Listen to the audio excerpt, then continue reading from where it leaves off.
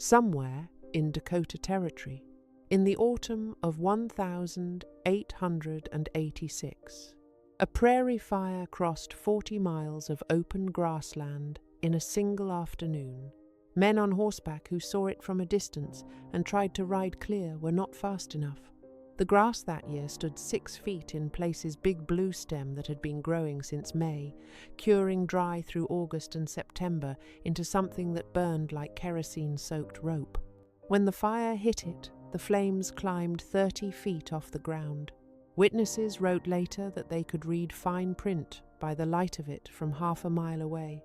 They wrote that it roared like a railroad train. They wrote that the smoke turned the sky a shade of red no one had a word for. 14 homestead cabins stood in the path of that fire, and only one of them survived. It belonged to a 15-year-old girl named Mara Voss, and the people who had been laughing at her for 6 weeks had to walk through the ash of their own property to knock on her door. Here is something most people don't know about how fire moves through tall grass. It doesn't spread evenly. It finds the fuel, devours it, and dies where the fuel ends. Put a wide enough band of burned-out ground between a fire and something you want to protect, ground where the grass is already gone, already consumed, already reduced to bare mineral soil, and the flame hits that boundary and starves because it has nothing left to combust, and the wall of combustion collapses at the line as completely as a wave crashing on rock. Mara Voss understood this in September of 1886. The ranchers and settlers and land office men around Bledsoe Crossing, Dakota Territory, did not, or rather, they did not believe a 15-year-old girl understood it. 6 weeks before the fire came, she had walked out of her cabin with a box of matches and a wet burlap sack and set the grass burning in a ring around everything she owned. They called it madness. They called it exactly what had gotten her exiled in the first place. They were still calling it madness on the morning of October 19th, when the sky turned that shade of red no one had a word for. And by nightfall, everything they had said about her would be ash. Mara Voss arrived in Dakota Territory in June of 1886 as part of the Schreiber Party. 18 people, 4 wagons, 2 milk cows, 1 draft horse with a cracked hoof, and enough dried salt pork to last until they could file claims and break ground. The party had left St. Paul on May 14th. The Burlington Northern brought them as far as Huron. After that, it was wagon track and compass reading across grassland so flat and so vast that grown men in the group went quiet for days at a stretch, not from contentment, but from something closer to vertigo. She was the daughter of Heinrich and Susanna Voss, who had come from Württemberg, Germany, in 1872, and spent 14 years farming rented land in Minnesota before Heinrich decided Dakota Territory was the future. He was not wrong about that. He was wrong about his health. He had been coughing since February, a dry, persistent cough that Susanna said was dust from the grain barn, and that the doctor in St. Paul had said, privately, to Heinrich alone, was something else entirely. By the time the wagons were 2 weeks out of Huron, Heinrich Voss could not drive, and by the time they crossed into the territory of the claim land he was riding in the wagon bed, wrapped in quilts despite the June heat, and Mara was driving the team. He died on July 3rd, a Sunday morning, with the camp 30 miles from the nearest land office.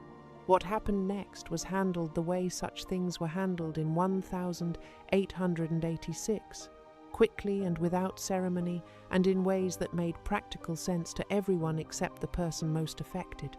Jacob Schreiber, who organized and led the party, called a meeting the same evening. He was a methodical man, fair-minded by his own accounting, and he laid out the problem in plain terms. The Voss claim 160 acres already registered in Heinrich's name at the Huron Land Office. $18 filing fee already paid now, had no adult male attached to it.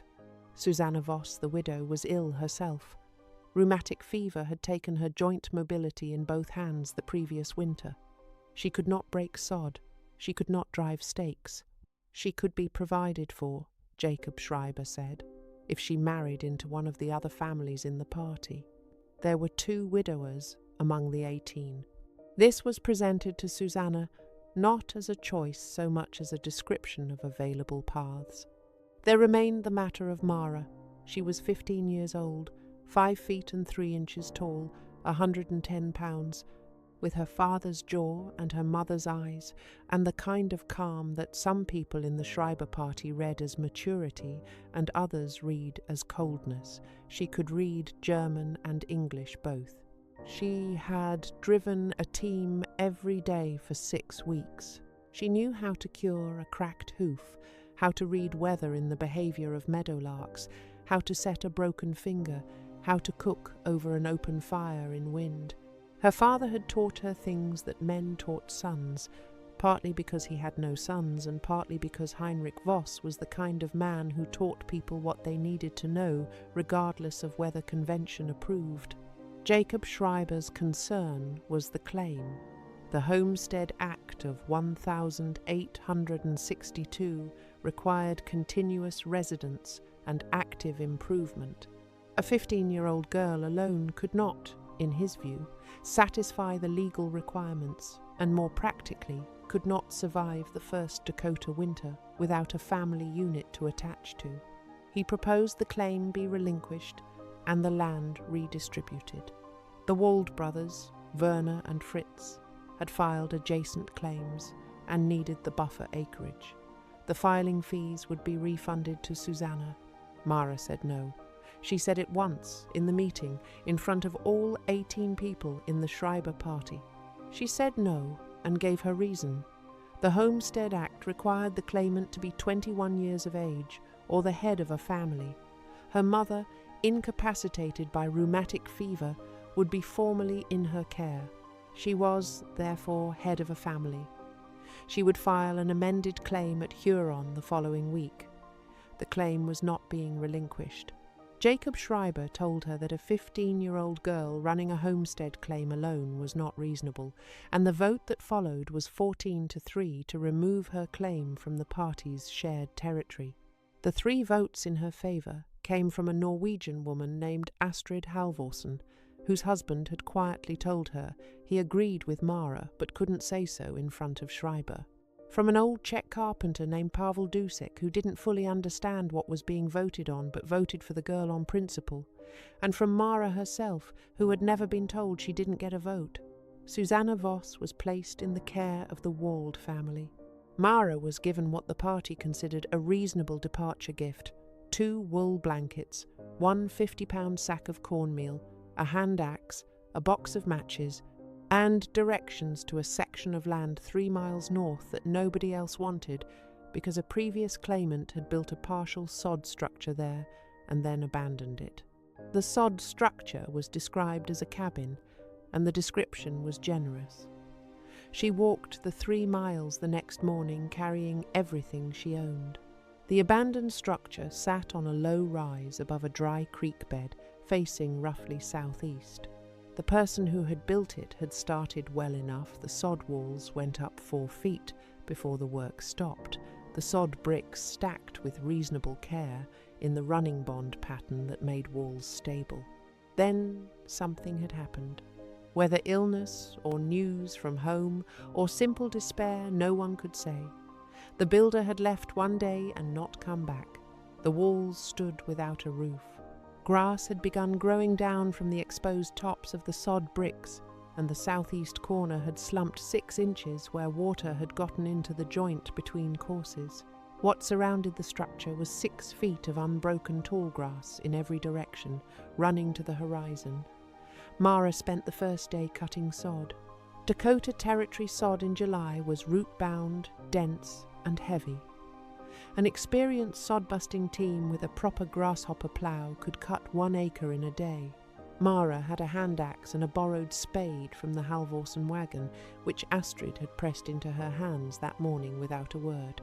She marked out a 12 by 14 foot floor plan added a 2-foot overlap on all sides, and cut bricks.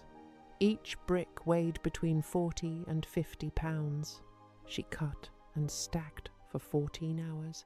Her hands had blisters on top of blisters by noon, and she kept working because stopping didn't change anything. It took her 11 days to raise the walls to 7 feet. On the 12th day, she cut roof poles from the cottonwood thicket along the dry creek, the only trees within a mile, and laid them across the walls in parallel rows, 18 inches apart. Then brush, then more sod, then a ridge cap of clay mud she mixed herself and applied with her palms. The roof was 18 inches of earth over poles and brush. It leaked in the first rain, and she resealed the ridge, and it stopped leaking. The door was a heavy blanket hung over the opening on the south face. One window, 6 inches by 12, cut through the east wall at eye height. The floor was packed earth. The furniture was a sleeping platform of cottonwood poles, a fire pit ringed with creek stones, and a stack of dried grass she cut and bundled for use as fuel. She had no iron stove. The filing fee receipt for the claim, which she had ridden to Huron and back in 2 days, 40 miles round trip, on the draft horse she'd negotiated into keeping, was tucked into the sod above the doorframe, the only document in the structure. She had $3.40 left in cash. The nearest settlement with a general store was Bledsoe Crossing, 4 miles south. She went every 2 weeks. She bought cornmeal, dried beans, salt. She traded labor, half a day's work, weeding kitchen gardens, hauling water, cutting grass for whatever else she couldn't grow or find. By August, she had a kitchen garden of her own. Potatoes, turnips, and winter squash she'd started from seed she carried from Minnesota. By September, she had made 12 trips to Bledsoe Crossing, and the people there had sorted into 3 groups: those who were skeptical but respectful, those who had forgotten about her entirely, and those who watched with active interest, waiting for her to fail. The third group had a primary voice in Elias Taube. Taube ran a general supply business out of Bledsoe, crossing dry goods, tools, seed, credit at 15%, and he had been filing land acquisition inquiries with the Huron Land Office for 2 years, building a consolidated holding in the area around Bledsoe Crossing, one relinquished claim at a time. He was 43 years old, well-fed, and wore a brown felt hat that cost more than Mara's monthly food budget. He was not cruel in any direct way. His cruelty was financial and patient. He watched failing homesteaders the way a buyer watches declining livestock prices without malice, just interest. He had already determined that the Voss claim, 3 miles north of Bledsoe Crossing, sat over what locals called sweet grass ground soil that broke easily, held moisture, and would grow wheat without amendment. He had been watching the claim since the previous owner abandoned it. When Heinrich Voss died and Jacob Schreiber's party voted the girl out, Taube had assumed the land would revert to the government within 90 days, available for refiling. He had assumed wrong, and it bothered him. Mara first noticed the problem in the 2nd week of September, not by looking at her roof, but by looking at the grass specifically, at the way it moved, and at what was happening to the colour at the base of the stems. After 6 weeks in that cabin, watching the land from the one small window and from the doorframe, she had developed the habit of observing systematically, the way her father had observed sick livestock, without conclusion until conclusion was warranted. The grass that September had not greened the way it should have after a modest rain in late August. The stems had cured early. She could snap a stalk, and it would break clean, no fibre in it. The moisture content was what firefighters today call critically low, the point at which grass burns like paper instead of like green wood. She didn't have a term for it, but she knew what it meant. She also knew something the Schreiber party settlers and the Bledsoe Crossing townspeople had not thought about yet. The previous summer, Dakota Territory had seen 2 major prairie fires, both within 40 miles of where she was standing. One had come from the south, one had come from the northwest. The northwest fire had burned 90 miles before a river stopped it. Eyewitness accounts had appeared in the Huron newspaper through August and September of 1885, and she had read every one of them. The grass around her cabin sat at 6 feet. She stood in the middle of it and tried to see where a fire would stop, and she couldn't find a place. The land gave it nothing to stop on. The nearest ploughed ground was a quarter-mile south, where the Halverson claim started. The dry creek bed might slow a fire for seconds. The creek itself had been dry since July. On September 14th, 1886, she walked out of her cabin, carrying the box of matches and the wet burlap sack, and started burning. Her method was deliberate and specific. She lit the grass at the perimeter of her cleared area, 8 feet from the cabin walls, and used the wet sack to control the burn's outer edge, directing it outward while it consumed inward toward the already bare dirt around the walls. She worked the burn in sections, moving clockwise, keeping the fire in a controllable band no wider than 15 feet at any point.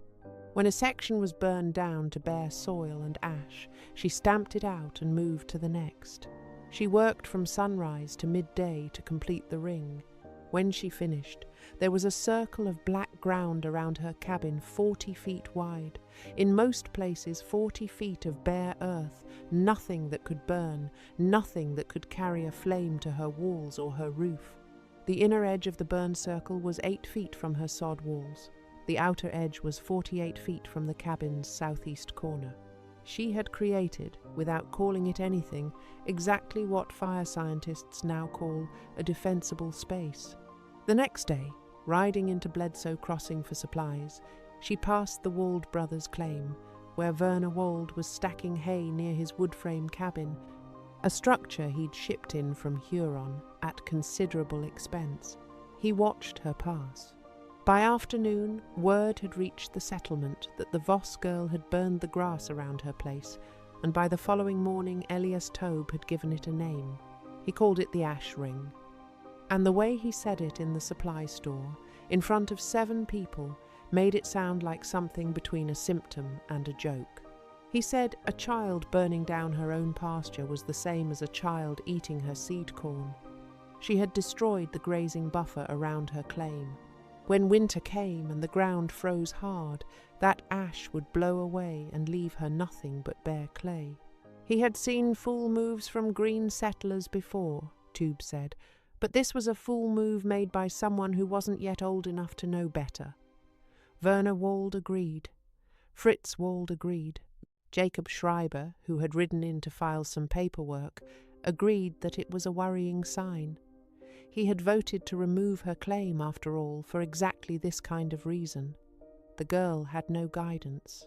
Astrid Halvorsen, who heard about the conversation second-hand that evening, walked 3 miles to Mara's cabin and stood outside it in the dark and said, quietly, to no one in particular, "The ground around this place has nothing left to burn." Then she walked home. Let's stop here and look at what Mara Voss actually did, because the physics of it are not complicated, and once you understand them, you'll never forget them. Fire is a chemical reaction that needs 3 things: fuel, oxygen, and heat. Take away any one of those 3, and the reaction stops. You can understand every firefighting method ever invented by asking which of those 3 it targets. Dumping water reduces heat. Smothering a fire with sand or a wet blanket cuts off oxygen. Creating a firebreak eliminates fuel. A prairie fire moving through 6-foot tall grass is among the fastest spreading fire types that exists. At moderate wind, say 20 miles per hour, it travels at approximately 5 miles an hour, which is a fast walking pace. At 30 miles per hour of wind, it moves at 8 to 10 miles per hour. A galloping horse can outrun it, but just barely, and only in a straight line, and only if the rider sees it in time. The flames in tall grass reach 15 to 30 feet above the ground. The temperature at the base of those flames is above 1,400 degrees Fahrenheit, and wood ignites at 572 degrees Fahrenheit. which means a grass fire's flame temperature exceeds wood's ignition threshold by more than 800 degrees. That number is the core of why sod cabins existed on the treeless plains Earth doesn't burn, and a grass fire can pass over earthen walls without catching them. The problem for any structure in the path of a prairie fire was never the walls catching. It was the radiant heat travelling ahead of the fire line, baking the air, preheating anything combustible within 50 to 80 feet of the flame front before the fire even arrived. Wood window frames, a blanket doorway, dry grass in the roof thatch, an untreated wooden door, any of these could ignite from radiant heat alone before the fire physically reached the building. Mara Voss's burned ring addressed this directly.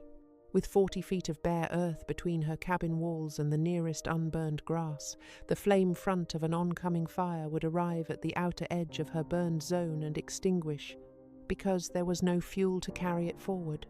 The fire that had been carrying heat at 1,400 degrees Fahrenheit would die at the line, leaving only residual heat that dispersed across 40 feet of open ground before reaching anything that could catch. There was also a second mechanism at work, one that was more dangerous and more subtle than the direct flame front, and that was convection. A large wildfire's heat column rises and creates its own wind system, an indraft that sucks surrounding air toward the fire's base. That indraft carries burning embers, fragments of cured grass, sparks from burning stems, and lofts them ahead of the fire line, sometimes hundreds of feet ahead. An ember landing in unburned grass in front of the main fire creates a spot fire, a new ignition point that can flank a structure's fire break from an unexpected direction. Mara's 40-foot ring was wide enough that embers dropping into it had nothing to ignite, because the ring was bare earth, and an ember landing in bare earth simply dies. The one thing her ring couldn't fully address was the roof. The sod over cottonwood poles was 18 inches thick, but those cottonwood poles would dry by September, and if enough burning material accumulated on the roof surface, the sod could only protect so much. She had thought about this carefully. In the third week of September, after she burned the ring, she spent 2 days carrying water from a seep spring she'd found along the dry creek bed 700 yards from the cabin, 2 buckets at a time, and saturating the roof. She packed the seams between the sod bricks with wet clay. She soaked the doorframe blanket and kept a wet sack hanging beside it. What she had built was a system in which each piece addressed one specific failure mode of the structure, and each piece of it had been worked out through observation and thought. The people in Bledsoe Crossing saw a girl who had burned her own pasture. She had built a fire barrier calibrated to the exact threat on that specific piece of ground. October came in hard that year. The temperature had been dropping since the last week of September, but the ground stayed dry, no rain, no morning dew worth mentioning. The grass cured further. You could hear it in the sound it made underfoot, not the soft compression of green stems, but the brittle crackle of something closer to paper. Settlers who'd been on the Dakota Plains for 3 years or more recognized the sound. The ones who'd been there less than 18 months, which was most of the Bledsoe Crossing area, did not. On the morning of October 15th, a fire was reported southwest of Huron. The Huron newspaper, which reached Bledsoe Crossing 2 days later by rider, described it as a running grass fire, wind-driven, burning northeast at approximately 7 miles per hour in 30-mile-per-hour gusts from the southwest. The correspondent estimated it at 5 to 8 miles in width at its widest, but that estimate was conservative. 4 days later, surveyors put the burn width at 11 miles. Mara saw the smoke on October 17th. She was at the spring, filling the second water bucket, when she looked southwest and saw the line on the horizon, not black yet, not the wall of smoke that would come with the main front, but a brown haze low against the sky that thickened as she watched. She knew what it was immediately because she had been watching the southwest horizon every morning for 3 weeks. She carried both buckets back to the cabin at a dead run. The cottonwood roof got 3 full buckets across it, concentrated on the ridgeline and the south-facing slope where the fire would approach. The doorframe blanket went into the water bucket and came out soaked and re-hung. She packed the last of the clay mud into the window opening. She'd cut a piece of flat cottonwood bark sized to the window's dimensions weeks ago and kept it ready. And it went in and got packed around the edges with wet clay. She had already thought through whether to stay or to run, sitting on the roof in the evening back in September, looking at her burned ring and trying to be honest with herself about what she had built and what it could do. She had decided she trusted it. Running put her in the open grass with no protection at all. The cabin, even with its risks, was the better position. At 3:40 inches the afternoon of October 19th, 1886. What people in the Bledsoe Crossing area would later call the October Burning came over the rise 2 miles southwest of her cabin. The fire was not one wall. It was 3 or 4 interleaved walls, the main front and its flanking runs, each one feeding the others. The sound arrived before the light did the sound Rolf Johnson had described in his 1876 diary as a roaring, rushing, crackling sound, and it was exactly that, the way a waterfall sounds from a mile away, growing as it came, until it was no longer a background noise but a physical pressure on the ears. The grass 30 feet from the outer edge of her burned ring was still standing, and she watched from the sealed cabin one crack of space between the doorframe and the packed clay, where light entered as the fire reached it. The stems went from standing to flame in less time than it takes to say the word. The heat release from an acre of cured tallgrass burning simultaneously is approximately 9,000 BTUs per pound of grass, and there were 3 to 6 tons of grass per acre. The air above the fire was 1,400 degrees Fahrenheit. The sound went from a roar to something that had no precedent in anything Mara Voss had experienced in 15 years of life. The fire hit the outer edge of her burned ring and stopped the way a wave stops when it runs out of water, not slowly and not gradually, but completely. The flame front arrived at the boundary of bare, burned earth and had nothing. No stems, no litter, no root material. The bare ash and clay she had created 6 weeks earlier was, at that moment, exactly what it needed to be. Fuel-free ground 40 feet wide. The convective heat of the fire's front swept across the bare zone and dissipated. No flames made the crossing. Embers dropped into the burned zone and lay dark. Inside the cabin, the temperature rose. She had expected this convective heat from the fire could raise air temperatures even inside a sealed sod structure. She pressed herself into the far corner from the south wall, away from the fire's approach direction, and stayed low where the coolest air collected near the floor. The sod walls were 2 feet thick and made of earth. They absorbed heat the way stone absorbs heat slowly, and releasing it slowly in return. The interior temperature peaked at something she estimated as 100 to 110 degrees Fahrenheit, hot enough to make breathing uncomfortable but not hot enough to endanger her. The fire took 12 minutes to pass her position, 12 minutes from the moment the approaching roar became identifiable as fire to the moment it was clearly behind her and moving northeast. She opened the door crack 4 inches and looked at the ring. Everything outside it was black. The grass that had stood 6 feet tall an hour ago was ash and bare, charred stems. The smoke hung low and caustic, orange-tinged at the edges from the still-burning material further northeast. Her ring was untouched. The sod was untouched. The clay-packed window held. The soaked doorframe blanket was dry now from the heat, but uncharred. She walked the perimeter of her burned zone and found 2 spots on the roof where embers had landed on the sod surface and scorched a few inches of the uppermost grass, the living grass growing out of the roof bricks, and she stamped them out with her boot heel. That was the extent of the damage. In Bledsoe Crossing, October 19th, had started badly and gotten worse. Werner Wald's wood-frame cabin was gone by 4 o'clock.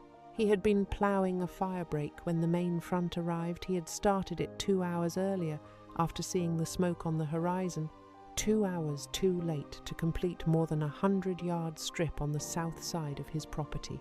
The fire went around the break at its eastern end, got into his haystack, and took the cabin in under 8 minutes. He and his wife and their 2 children escaped southeast, running ahead of the fire's right flank, and made it to the ploughed strip of Jacob Schreiber's established claim, where they lay on the bare ground while the fire passed over them. They were burned on their hands and faces, but they were alive. Fritz Wold's sod cabin survived the fire itself. Sod walls don't burn, but his wooden roof beams caught from embers, and the roof caved in during the fire's passage. He lost everything inside. The walls stood, but the structure was uninhabitable without a roof. In October, in Dakota Territory, the Halvorsen claim held its main structure because Astrid Halvorsen had ploughed a 12-foot firebreak around it in September. 12 feet was not 40 feet, and the fire jumped the break on the north side and took her chicken coop, the lumber shed, and 200 bushels of stored grain. The house stood, but barely. The Schreiber family's main cabin wood frame, the nicest in the settlement, burned completely. Jacob Schreiber had not ploughed any firebreak. He had, instead, spent 3 weeks in October organising the purchase of additional claim land from a family who had left the territory and had not had time for firebreak preparation before the season arrived. Elias Tube's supply building in Bledsoe Crossing proper survived because the town's cleared ground and the 2 ploughed furrows that ran along the main street provided enough of a break to protect the core structures. Tube watched his northern storage building, the one that held the seed stock he had bought in bulk for fall resale, burn from the doorway of his store. He watched it for 40 minutes, then turned and saw, 3 miles north, across a blackened landscape, a small sod structure sitting in the middle of an island of untouched ground, as if the fire had simply gone around it. He knew what he was looking at. He understood, in that moment, exactly what Mara Voss had done and exactly how she had done it. He had sold land to enough settlers and bought enough relinquished claims from enough ruined families to understand firebreak math. 40 feet was enough. He hadn't thought a 15-year-old girl would know that, and he had been wrong. He walked 3 miles the following morning through ash that came to his boot tops and knocked on her door. She opened the door and stood in it and did not say anything. Tobe took off his hat. He said that he had misjudged her. He said the burned ring was well done. He said the stores were open, and if she needed supplies on credit, the terms would be fair. He did not apologize for calling it the ash ring in front of 7 people. He was not that kind of man, but he took off his hat, and for Elias Tube, that was the equivalent of a written confession. She told him she'd come by on Thursday. That afternoon, Werner Wold came with his wife and both children, carrying almost nothing, a cooking pot, 2 blankets, the draft horse. Their hands were wrapped in strips of his wife's dress. Mara gave them the cabin and slept outside for 3 nights, in the burned zone, on the bare ground, wrapped in her 2 wool blankets, until Werner Wold was strong enough to begin building again. The Halvorsen family came on the 2nd day. Astrid Halvorsen's husband stood outside the cabin and looked at the ring for a long time before he said anything. What he said was, "I should have ploughed 30 feet. Mara said 40 was better. He nodded at that and said nothing else. Jacob Schreiber did not come. He filed for an emergency extension at the Huron Land Office and rode to Huron to arrange it, and did not pass the Voss claim on his way. His route took him east, then south, and there was no reason it needed to. Mara Voss spent the winter of 1886 to 1887 in the sod cabin with the burned ring around it, which had been partly restored by a November rain that put a thin wash of green back into the ash. She brought her mother back from the Wold family. Susanna could not use her hands fully, but could advise, could talk, could tell her daughter things about cold weather food storage she'd learned in Württemberg from her own mother. They burned twisted grass and cottonwood chips and got through February, which went to 23 below zero in the 2nd week, without freezing and without starving. In April of 1887, Mara Voss filed her second annual improvement report with the Huron Land Office. The claim examiner, a man named Bauer, who had seen her the previous June when she came in alone on the draft horse to amend the filing, read the report and asked her a few questions and then stamped it approved without discussion. The claim was hers. What makes Mara Voss's fire ring more than a lucky guess, because it was not a guess at all, is that the physics she understood intuitively in 1886 had been understood by indigenous peoples on the Great Plains for centuries before any European settler arrived. The Lakota, the Comanche, the Arapaho, the Osage, all of them burned the plains deliberately and systematically. They burned in the fall to direct bison herds, to clear travel routes, to remove old growth and allow new green shoots to come in early spring and draw the herds back to specific areas. They burned to deny the grass to enemy groups' horses. They burned for signaling. Fire management was not a desperate response to prairie fires. It was a core technology of life on the plains, practiced over generations, refined into something precise and purposeful. The Lakota, in particular, burned large areas in autumn specifically to control where bison would concentrate the following spring. Burn now, no grass now, green new grass here in March, bison come here in March. The same logic that kept a fire from reaching Mara's cabin kept the bison where the Lakota wanted them. Deny fuel to what you want to stop. Provide fuel where you want to draw. When European settlers arrived on the Great Plains and saw these burns, most of them were terrified. The fires looked like destruction.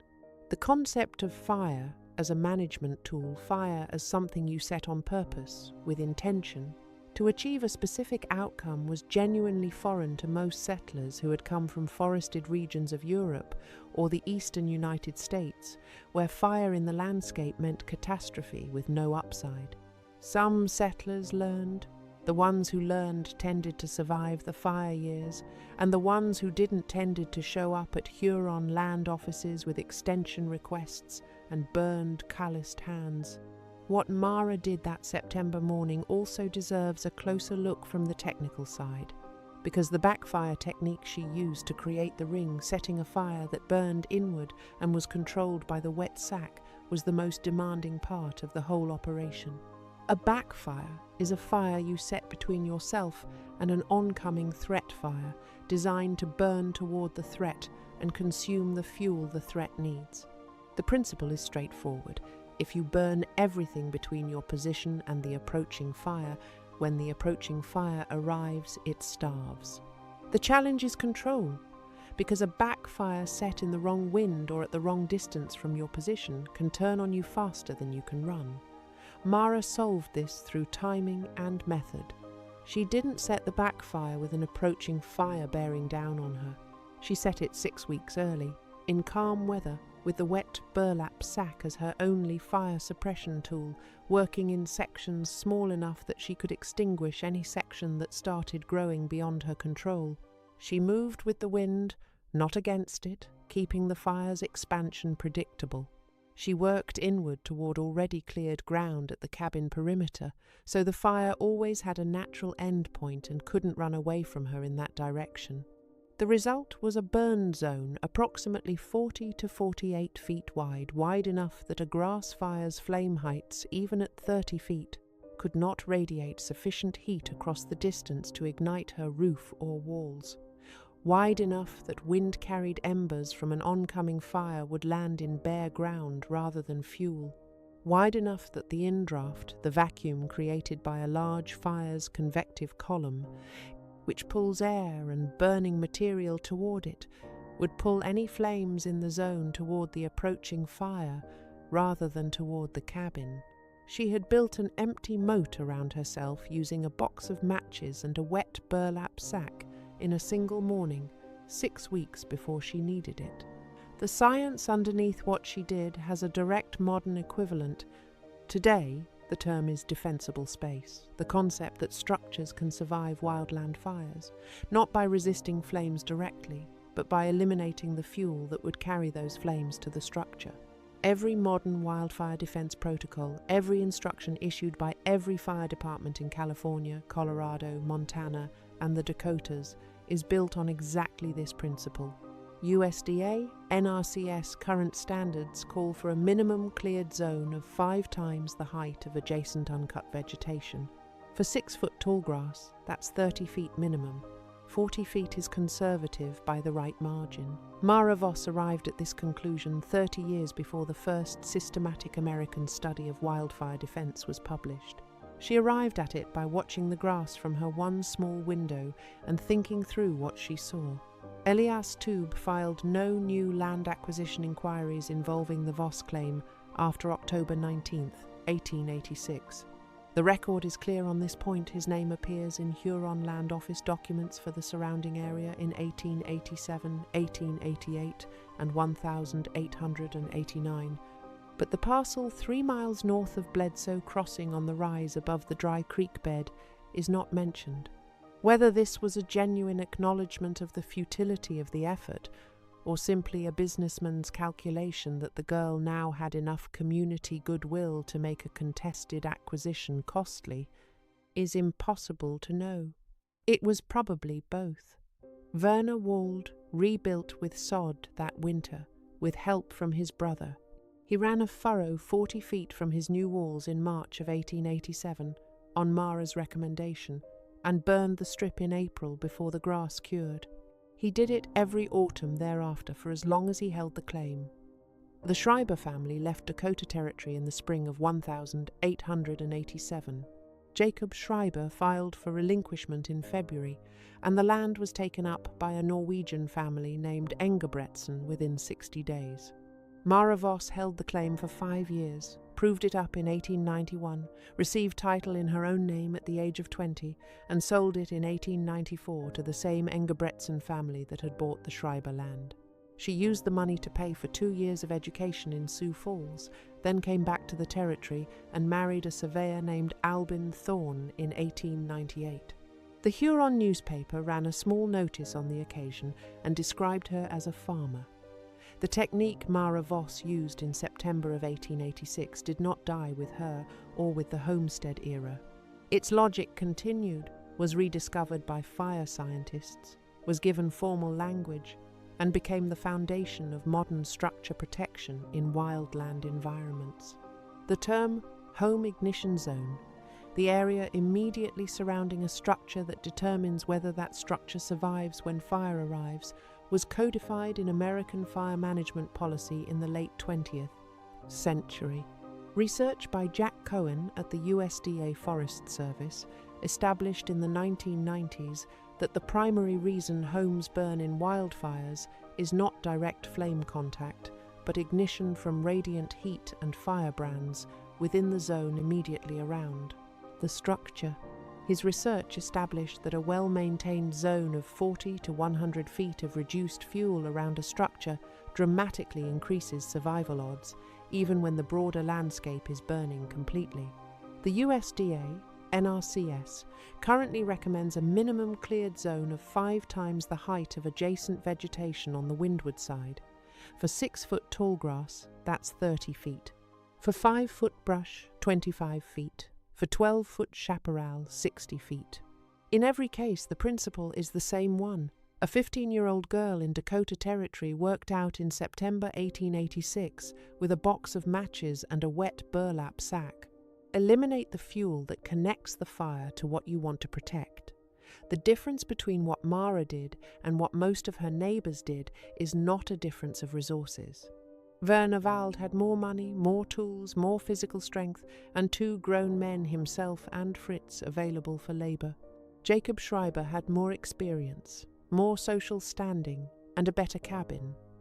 Elias Toub had everything. Not one of them had ploughed or burned a 40-foot ring around their property in September.